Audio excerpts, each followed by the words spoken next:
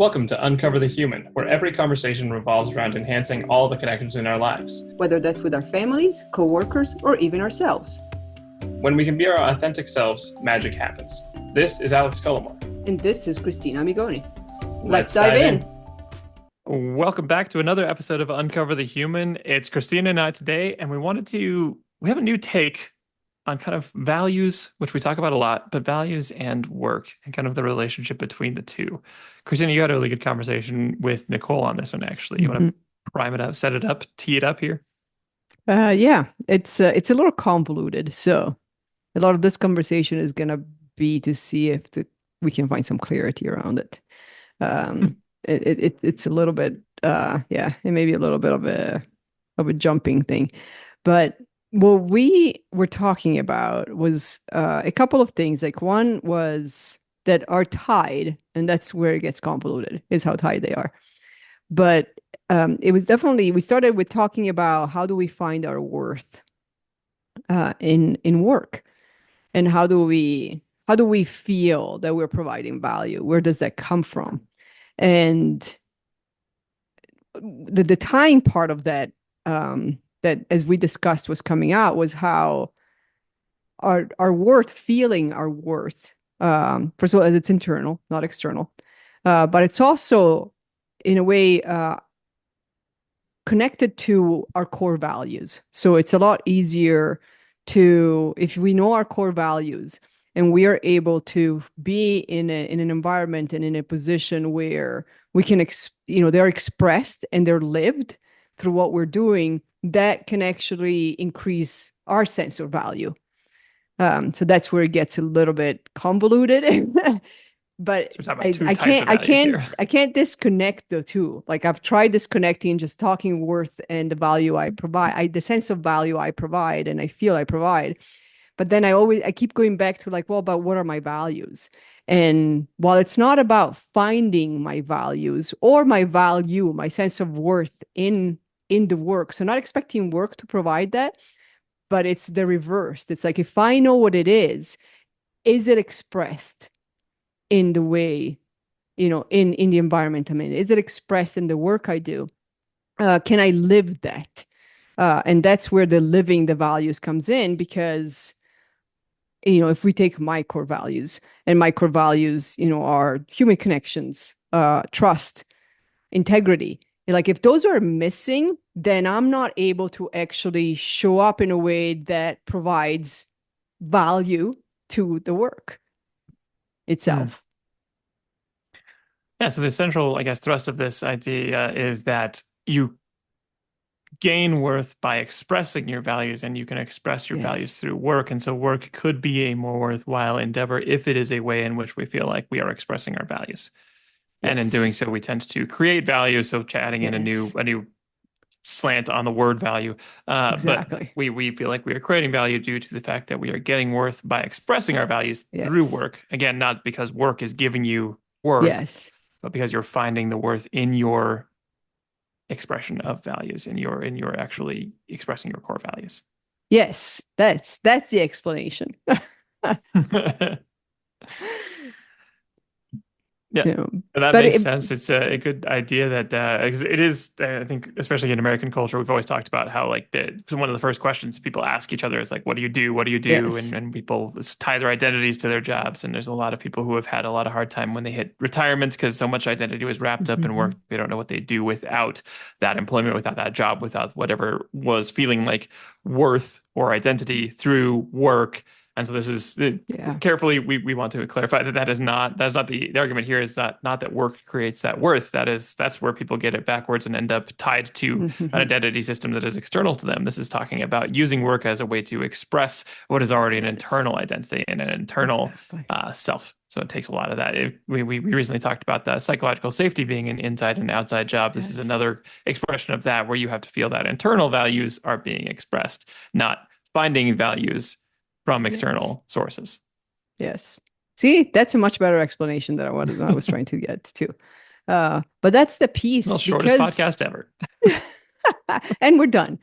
The big piece is because of that identity, that being tied to the identity of what we do as work. We spend the vast majority of our hours in our adult life. So the vast majority of our waking hours in the vast majority of our conscious life, when we're either not learning how to live or learning how to, let go and rest at work. And so, it makes complete sense that our identity is tied to the environment, is tied to what we can provide at work, and the worth that we feel others see in us in the work that we do. And that's where I would like to flip the coin, because if we're so tied to that, then the minute that goes away, we lose our identity. Then we're in an identity crisis. And then the question is our identity crisis because of the external factors, or identity crisis because we actually are not we're not connected to what our sense of worth is. We're not connected to, these are my values. I get to express and live them through work, which gives me the confidence to know what my worth is. And so it really doesn't matter what the environment does and what happens, because if I take that and I can put it somewhere else, my identity stays intact. My identity is not dependent on what's happening around me. That's a really good way of expressing it. So it is that continual expression of what is a more consistent internal self, and being in touch with that, not the that it is created through external means, or that, in doing something we are creating that value. If we do feel like we're creating value by doing something, it's worth digging in maybe a layer deeper or two layers deeper to figure out what was it about that felt like it was creating the value for us, that felt like it was inserting that feeling of Yes. being more fulfilled or creating that worth. And if we ascribe it, if we stop ourselves short and say that was because of the situation, then we're losing the opportunity to understand what will be a through line that we can lean on when that external is no longer there. Yeah, it's that, what about that situation allowed me to live my core values? It's that extra layer. And so alignment with core values, that becomes crucial. Understanding what my core values are, and the ones that are truly mine, not imposed by circumstances and life and society and the system that we're raised in. What are my true core values? What are the ones that I cannot live without, which we've talked about many times in values conversation? How do I recognize when I'm triggered, especially deeply triggered? That's usually a core value that's being challenged. And how does that get expressed in the work that I do? So two questions for you, and using yourself as an example, I'm curious what your experience has been in this. So one, you mentioned like the idea of getting the core values, like core values being the ones that are not externally provided. So first of all, what helps you identify what is more externally maybe pushed on you versus what is core? I mean, you mentioned things like feeling particularly challenged might be a core one, so that's a piece of it. What else kind of helps you discern whether this is something that is your core value or an external value? That's a very good question, actually. Um, what is an internal core value and what's an externally driven core value? I'm gonna say empathy, and I'm gonna use two sides of that coin for that. So empathy is one of my top core values, as in I am triggered when I see lack of empathy. I am triggered when I feel lack of empathy and when I see it on others. Um, even if I'm not in the equation, I'm not the one lacking the empathy, or I'm not the one on the receiving end of the lack of empathy. When I see it, uh, that is something that I deeply feel is there's something off.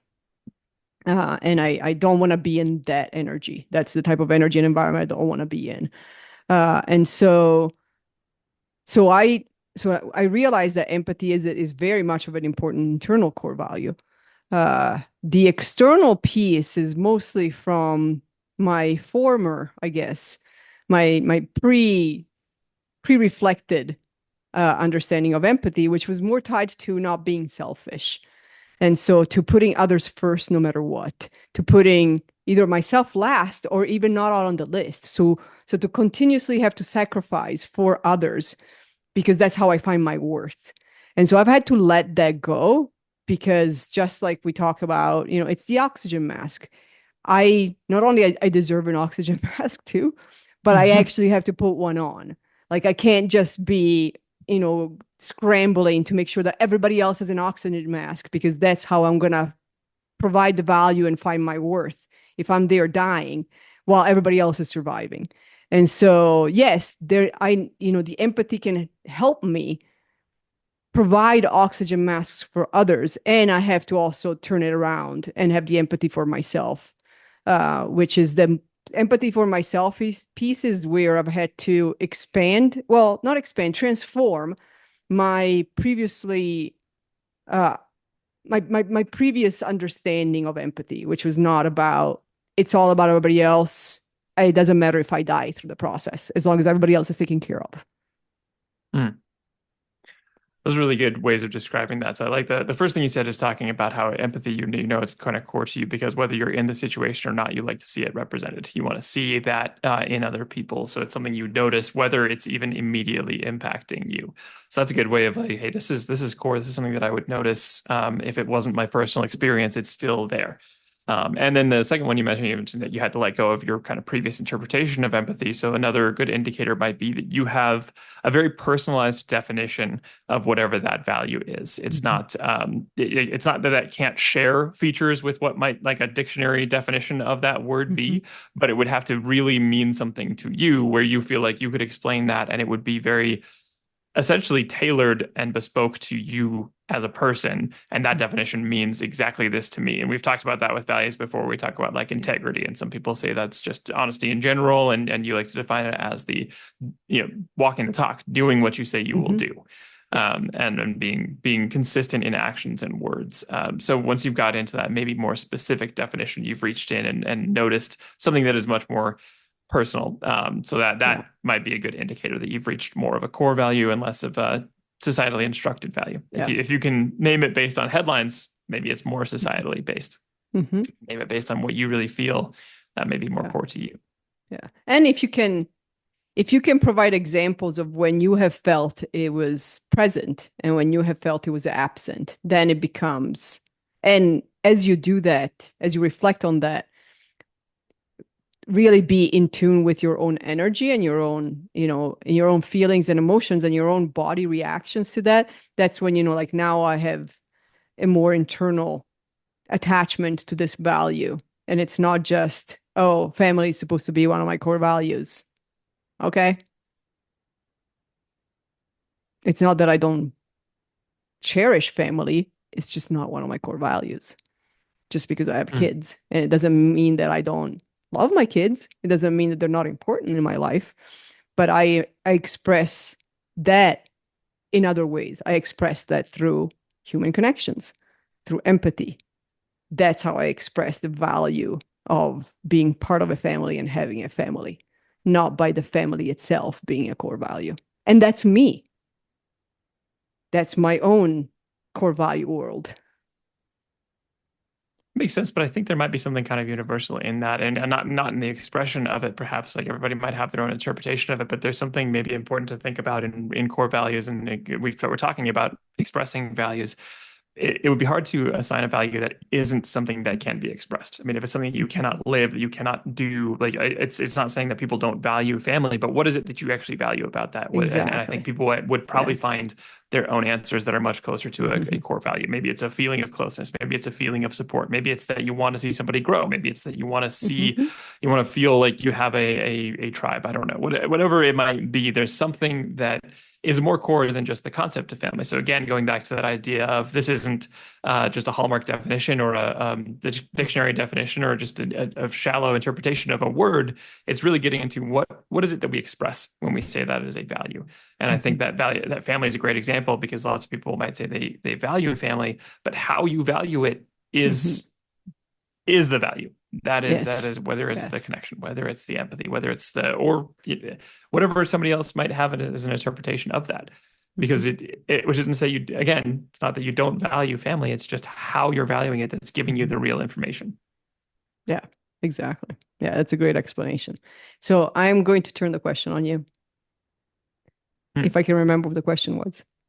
About whether you can know whether Yeah, it's external or internal. yes, yes. What is a core value or multiple core values where how were you able to recognize what's internal and what's externally influenced? I asked you that question because I currently don't have a good answer for it. I was hoping for, and I think you provided some good answers to it. Um, the reason that I'm curious about that currently is that there's a lot of defaulted behaviors that we all have that we just kind of get to. We just, whether like you were saying, empathy to you meant that you were there to support everybody else. That was what that meant, and that was like a default reaction. If somebody said empathy, that's what you would have thought of. That's how you would have acted. I think that it requires a lot of challenging of those assumptions. 'Cause, I guess if you try and express a core value in a way that you think is core, you think it's a core value, and that's becoming frustrating, you might have missed the mark somewhere, or maybe there's just Mm, something else that you missed that is being expressed. Because and I bring that up because I think that the default patterns are sometimes just informed by bad habits we've fallen into, by mhm, just bad behaviors that we just kind of have, or were given to us by just mhm, experiences and that we've just fallen into. Um, so really, at this point, it's more of an awareness of, eh, does that really feel like it's giving any of that sense of mm, value when you're mm, expressing it? Can you can mm, you do the things we just mentioned? Can you define that? Is that mm, unique to you? And does it feel like it is fulfilling that? Because that might be a signal that, I say I value this, but every time I end up making a choice based on what I think I value about this, I feel a little bit farther away from that purpose, from that mm. that feeling, from that worth. So maybe there's that. Um, that's my current reflection. I don't have more necessarily that I would add on. I liked your answers for how you feel that out. Hmm. Yeah, that makes sense. It's not an easy path. And I'm not saying like I've gotten to the end of that path and I'm like, oh, I got my medal. I'm all set. It is a muscle, as we always talk about, living them, expressing them, recognizing when they're missing, recognizing if it's the core value that's missing or if it's the interpretation that we are holding that's clouding that. It's all a continuous muscle that we need to practice and be aware of. So here's another question for you to dig deeper, at least a little bit. Like when are times when you felt you provided value?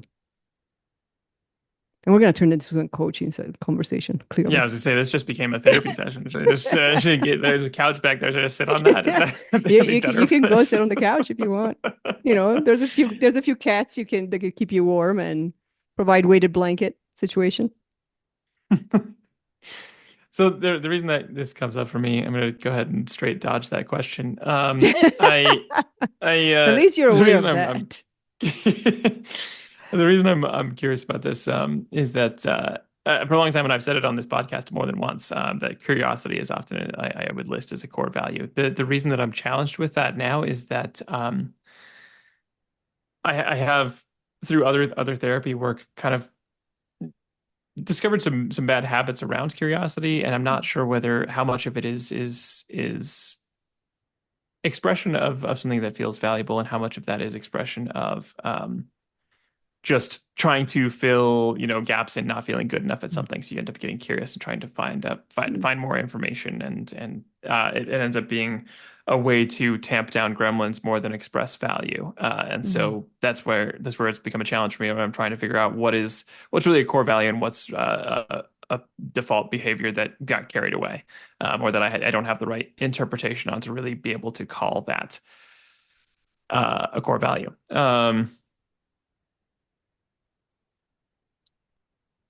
I think that, to answer a little bit more of the question that I'm dodging here. Yeah, you I full don't on know. dodged the question. Yeah. Yeah, I just went back to the previous question. Yes, you Uh, totally did. Which is good because now you I'll call answered myself that out one. on it. Um, Maybe when I ask the next one, you'll answer the second one. I don't know as far as like when value is provided. I don't know that I have a good way of determining that or discerning that. I think that I assume there's more external cues than there are, and I don't have a good internal set for feeling that that value is provided. I've had a couple instances in the last even just couple of months where people are like, "Oh, I really appreciated that you did this," and it's incredibly nice for people to reach out, express that gratitude. It feels nice to receive that. I'm very grateful that they do that. Those aren't necessarily moments where I'm like, "Oh yeah, I totally see that. I see why that was valuable." There's moments. So I think that maybe I'm internally a little bit detached from what feels like providing value. So I'm Hmm. currently not able to easily answer that question. I don't know what it would how to know when you're providing a value. Hmm. No, that makes sense. It is, it is a journey. It is a path. That it takes a lot of what could be seen as self-centeredness almost. Hmm. There's negative, there can be a lot of negative connotations into having that confidence and expressing it. Uh, because it's that, oh, let me get on my pedestal and tell you how great I am. So there is that battle that could be potentially be there, to kind of let go of. And I had another question, so I was hoping that you would answer this question by hearing the next one. Um, but I forgot the next one, so Nah, I'm that's all out. right. We've had this moment. You'll have it in about 15 seconds if Yeah, history is any exactly. Just indication. keep talking and it'll come back. Um, oh yes, and I as think it's that's a good back. point. You just gotta Yeah, go keep for it. talking There it and is. then Less it than comes 15 seconds. back. Yes, exactly. Um, when what are some times where you feel like you felt at peace doing something or experiencing something? All right, so this is the other thing that has made this challenging and why I bring up these questions. So, I have not actually technically ever been diagnosed with ADD. However, a lot of the literature on it would suggest there's some significant similarities. And the reason I bring that up is that the idea of feeling at peace is somewhat at odds with the experience of having ADD. I mean, it is Hmm. like I've often joked about the kind of like the chaos that I can feel internally inside my brain. I think that's why I like things like in Working Genius, I end up doing things like invention because there's just chaos all the time. There's a lot of ideas in there. There's a lot of things going on. It's not like it's bad. It's just there's a lot happening. Peace is not a feeling I am wholly familiar with, or even that has always felt good. Sometimes that busyness and that chaos is not is in its own way kind of a peaceful feeling. Hmm. Yeah, I was Um, gonna say, it sounds like that's your piece. I guess peace may not be the can right be. word. How about flow? Yeah, I've thought about that one too. I've had that. That's one of the reasons that curiosity came back because I've often enjoyed learning things. I don't think that's a it's hard to express that as a core value. It doesn't, so many of these feel then, and this is why it's hard to answer the other question about when have I provided value? Because when I think about providing value, I think about what other people are getting out of that, why Hmm. that's providing a value, and I Hmm. don't doing something like learning. I guess in an extended way may eventually help some people, but I have not found a way to express that in a way that feels like it's providing value. It's something that can keep interesting, can be of interest, can be a pleasant distraction. Does it feel like a value? I don't have a good tie-in for why that would feel like a value. Well, I find it interesting that you switch from curiosity to learning because I don't necessarily define curiosity as just learning. Hmm. And also, I I find guess it that's interesting somewhat that my personal interpretation of it. you talk about learning as something you only benefit from and not others. Because I could see a lot of benefit from you learning that helps others. Hmm. Hmm. Do tell. So my non certified and approved interpretation of it is And I will go back to curiosity more than learning, but learning is part of that. Is when you show up with curiosity, you allow for the space for people to feel like they exist because you're curious about them. They're not invisible. They're not, just one more person. Like the showing up with wanting to learn about somebody else, wanting to learn about what they do, or wanting to learn how to relate to them provides the other people, the other person existence. Like I am Mm. now, I now have a witness to being in this room as opposed to being in the room and hoping somebody notices it. Mm. So curiosity, essentially, as we define it sometimes in things like our leadership classes, curiosity as the other end of the spectrum from judgment. So you've got going Yes. from, yeah, like the Ted Lasso one, not be curious, Yes. not judgmental. Yes. That makes sense. I think that's a good interpretation of curiosity. I guess that's sometimes not what I have felt when I've internally defined curiosity. Hmm. I do tie it a lot more to the learning and to the discovering.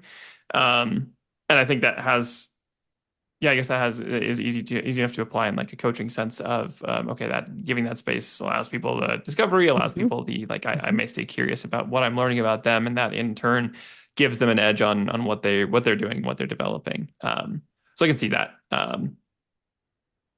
Yeah, maybe I need to reframe a little bit of the curiosity value. Um, And it may not be the Recently, right it's word or the right interpretation or the right definition. I'm just saying that when you show up in a learning way, it provides that environment, that place for people to exist. hmm. Yeah, yeah, I can see that being a value add for people. That's a good one. I'm You curious. don't So sound okay, so convinced at just all, trying. which is very interesting to me. Well, I have other internal things, but before diving in on that to make this a full therapy session, I'm curious. I'd love to hear your example. If you think about you bring up human connection as a Hmm. value, right? That's one that comes up a lot. That's how do you when you feel like you're providing that value, how does that tie in Hmm. from that value? And you don't have to use human connection if another one is Hmm. easier. That's the one um, that I immediately think of. But I'm curious, Hmm. what is that chain that connects you to feeling this is a core value? This is where I feel like it provides both worth for me and for others. Hmm. What does that look like? What does that trail look like? It's a good question. I would say is if I look if I look at the fact that I have no idea what other people feel. I have no idea what they're going to think. I have no idea, that it's beyond me. That's the half that I can't control. I can't control other people's thoughts, feelings, interpretations. So hence why if I attach, if I focus on one of my core values is human connections.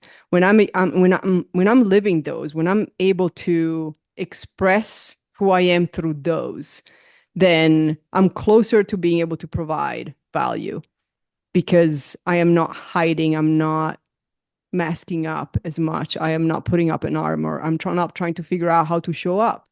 It gives me that freedom to be able to do that. The way that I see it in reverse is, well, because for some, not all situations, but when that when I think about the fact that as humans we need connections. We're wired for connections. It's just the way it is. And so being able to do what I do to establish those connections, to establish that trust, to establish that community sense, and then having people on the receiving end, again, not all the time, but having the people on the receiving end wanting more of that, wanting really cherishing that because they appreciate it. So hearing the appreciation, but also seeing the appreciation by seeing how they show up when that connection and trust is established. And also, knowing that, being requested for more, that's when I make the connection. It's like if that didn't help them, if it didn't provide value, that I somehow show up in a way where I pour my energy in establishing trusting human connections, then people wouldn't want more of it. That's fair. Yeah, that's a good way of describing it. That's a good, Yeah. good tie-in. Yeah. Makes sense. That's, yeah. And getting even more discreet, just for listeners' sake, you've talked about how you can then express that in multiple places. Do you feel like there Mm-hmm. are times, uh, you know, just to show that this can be very much situation agnostic, Mm-hmm. times in different situations in your life where you felt like that came forward? Oh, yes. And maybe we can use work examples if you want to use work examples, Yes. since that would be an easy tie-in. But just to Yes. see that, what would that what would those look like? Yeah. And then, with the caveat that just because I want the connection, that doesn't mean the connection is also desired on the other side. Uh, or, and actually, no more than or is there's an evolution to that as well. So there's, unfortunately, or fortunately, either way. But unfortunately, sometimes the evolution is a connection is desired and then it's no longer desired. And so that's when I go into, I guess, therapy, for, just to explain things. But that's when I have to go back to understanding that that's not a challenge. That's not a challenging of the core value that I have. That doesn't mean I have the wrong core value. That just means that the situation has changed beyond my control. But my core value stays the same. Um, and now I can't remember what the question was. Oh, situations. Mhm. So I would say, yeah, the various types of situations are from friendships to work to, anything else, other pieces, even as little as I just experienced this recently where traveling traveling alone a couple of times in the last month, I have decided to show up a little bit differently outside of my comfort zone, even in cab drive rides. And so going to the airport, taking a cab to the airport, or in other situations where I start a conversation. I start a human connection with a cab driver. Mhm. With something as simple as like, oh, how long have you lived in New York? Or, something like that. But I found that it then completely changes the energy. And I guess that's the piece that I didn't answer earlier is like I can feel the energy shift when when my core values are expressed and therefore helps me feel that I provided value in a situation. And so that energy shift of, oh, now our 40-minute drive to LaGuardia from downtown New York, it's a full-on conversation about, travels and where somebody's from and their family. And now it becomes, the way I've seen it is like, oh wow, like I feel like I didn't just waste 30 minutes sitting in a car.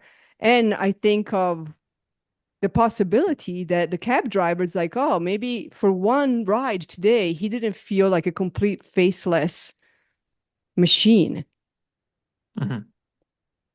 because of that energy exchange that happens. And I think that exchange is the recognition of this was a good moment. Like, maybe we can both feel like this was a good moment today.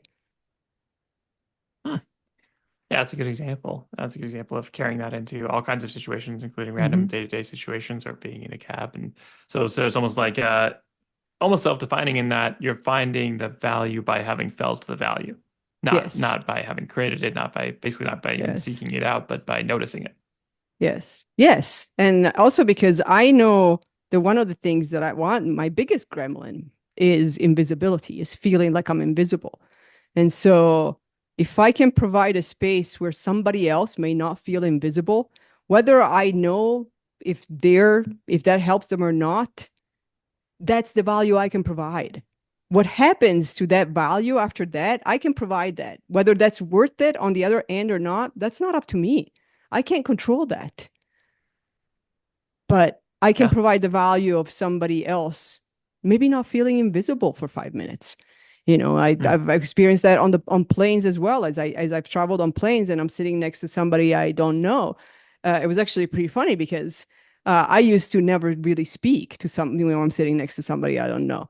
And I on my way to New York a few weeks ago, I sat down and I don't know what it was about because I had my headphones on. I was, like it's not that I didn't have the intention to open up a conversation, but that I didn't think I was giving away that energy, given that I had my headphones in and I was listening to something.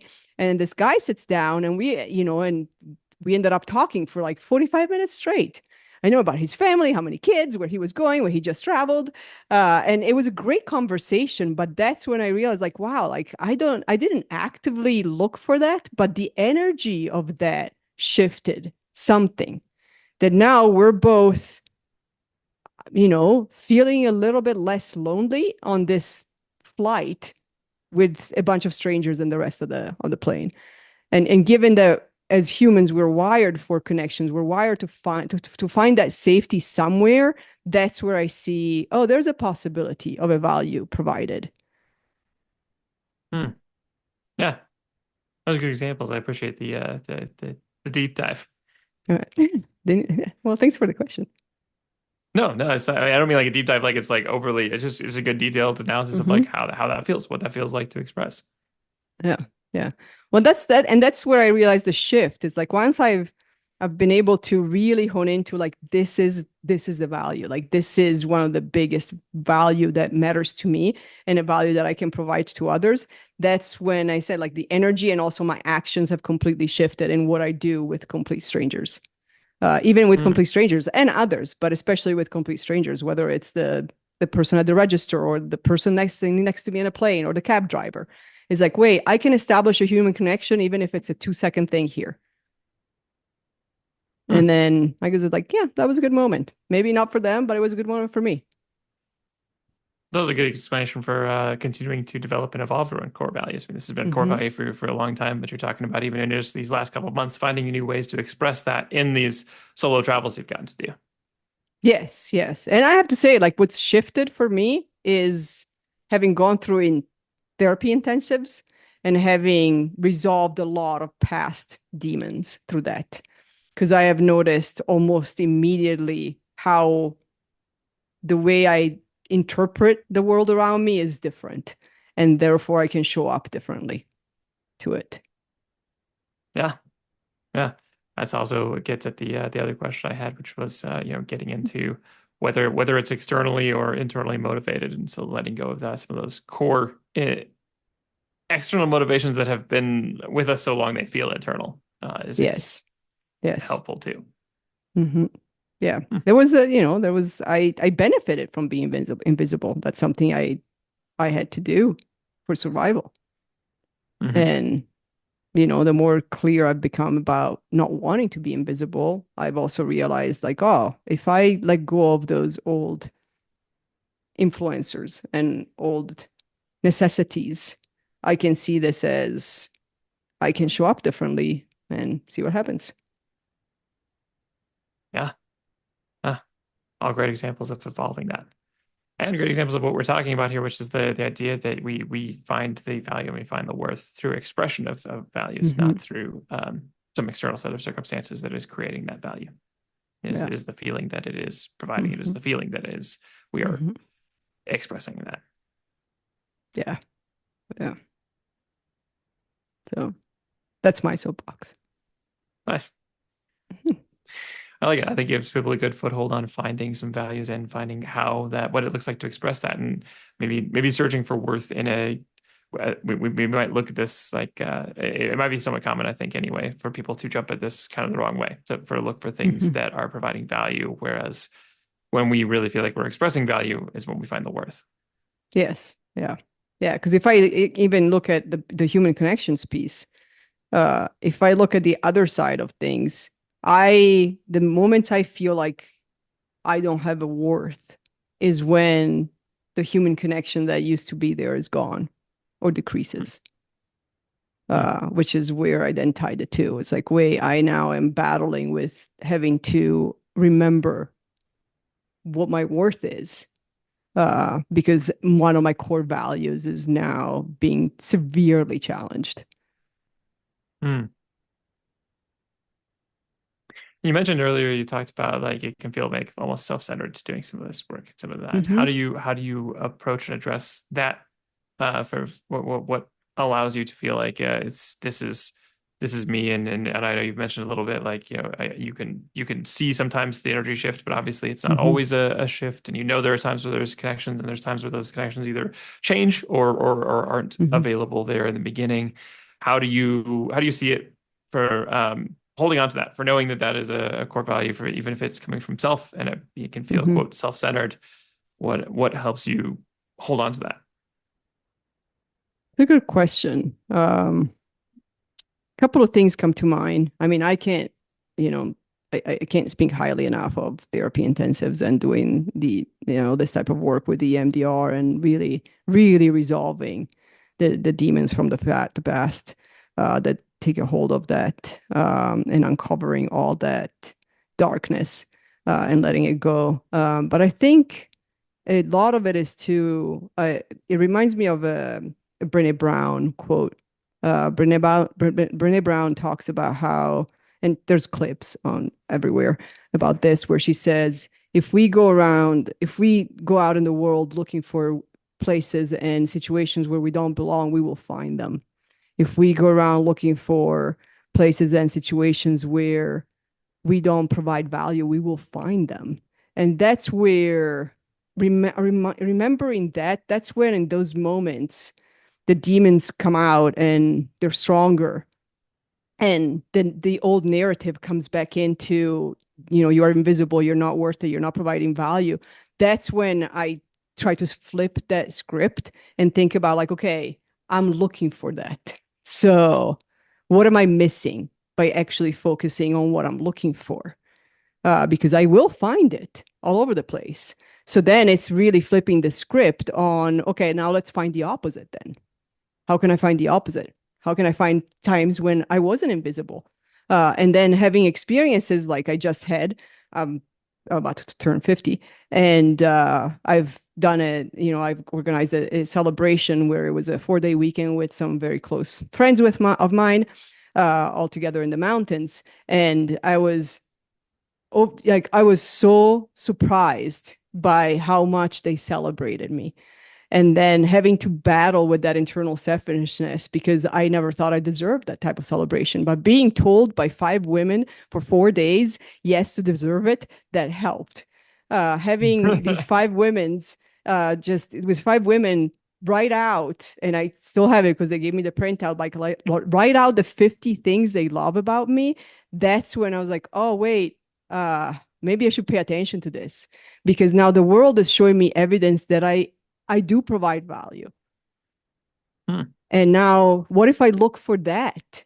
If these 5 women, which I highly respect and I think are phenomenal women, think this way about me, maybe when I look for the times when I don't provide value, when I am invisible, I'm masking everything else.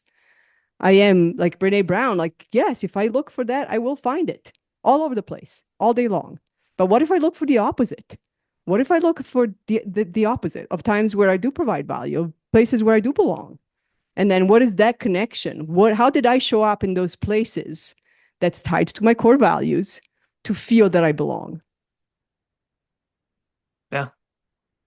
Yeah, that's a good idea of holding on to it, and a good reminder that whatever story we're telling is what is also being reinforced in the world. We Yes. go looking for evidence, but we're already looking for evidence based on Yes. the classic, like, so what is it, the detectives or scientists. Mm-hmm. If you already have the answer in mind, it's going to be really Mm-hmm. hard to find information that does not corroborate that. Yes. Yep. It's a self-fulfilling prophecy. Yeah. We can make it work. We're that good at our own internal interpretations and intelligence. Human beings will rationalize just about anything, so you might as well rationalize something Exactly. that's good. Exactly. And it's not one or the other. That's the other thing to let go of. It doesn't mean I belong in all places. It doesn't mean that I'm going to find human connections in all places. It doesn't mean that human connections that I want won't end and I have no control over them. But maybe it's not extreme. Maybe it doesn't mean that because those have ended, those have changed. That doesn't mean that then I can't find and I don't have any other ones and I can't find new Mm. ones. That maybe it's just the cycle of life. And it's about providing space for something that now needs something else, some other type of space. Yeah. That's a good bit better nuanced take a bit of like this is no hit is a forever hit, and in either direction, nothing lasts forever, no matter what. And that doesn't mean that's not a core value. It doesn't mean it doesn't provide worth. It doesn't mean it didn't provide worth then. It doesn't mean it won't in the future. Exactly. Yeah. So that's my answer. So new tools for finding and expressing value. Yes. Like really hone into your core values, and I would say look for ways that they're expressed. How do you express them? Another thing that's helped me a ton is I am now on, and I should probably write a post or do something about it because it is Thanksgiving week. But I am now on 2019. So 5.5 years of daily gratitude journaling. So for 5.5 years, I have written every single day 3 things I'm grateful for. And there's a lot of repetitions day by day, but that has really helped me look at flipping the script. Because, if I pull the data from my phone apps and actually, process this to see what I mostly write about and mostly express gratitude to about, I would say that 90% of the times the words human connections or connection with this person or connection in this setting is going to come up. Which has also helped me hone in like, oh, maybe that's a core value of mine. And maybe I need to seek situations where that is expressed and lived. And I have to move on from situations where that starts fading away and missing. That'd be a really fun ChatGPT exercise. Go digest all the notes and have them come out. I'm actually going to have to go do it now because I'm curious. Yeah, that's a good one. Yes. AI for values. AI for values, exactly. And I can download. I've used 2 separate apps, but I can download the data from both apps to see what I've written down. Yeah, get some nice ChatGPT processing on that. Exactly. That's great. No, that's a good exercise. Yeah, I highly recommend it. I just I think I've just started following Arthur Brooks. I want to say his name is. I will have to check it, but he actually talks about, he has studied and he talks about happiness and what provides happiness in life. And he, one of the top things that he talks about is gratitude. If we actually consciously express gratitude and look for what we're grateful for every single day, we will shift how we look at the world and we will shift how we feel ourselves. And sometimes I've had days when, all I can get is it's sunny. I'm grateful for a sunny day. And that's okay. Yeah. Not every day is the top, list of great gratitude. Sometimes are shitty days. And so, but having to shift from today, today was a shitty day or yesterday was a shitty day but there's got to be 3 things that I can be grateful for. And sometimes it is as simple as sunny days, went for a walk, meditating, having a gratitude journal that has made it on the list as well. It's just even this exercise I can be grateful for. It's a good way to tune your brain into looking for gratitude. Exactly. Yeah. Those are my tips. Good luck. Yeah. So tune in. Tune in. Exactly. Shift the script. It's your internal script anyway. Nobody's imposing it on you. Yeah. Go be valued and be valuable. Yep. Any other questions? Thanks everybody for listening. I don't think there's questions. Any other thoughts? We've given people a good foothold. Yes. Thanks everybody for listening.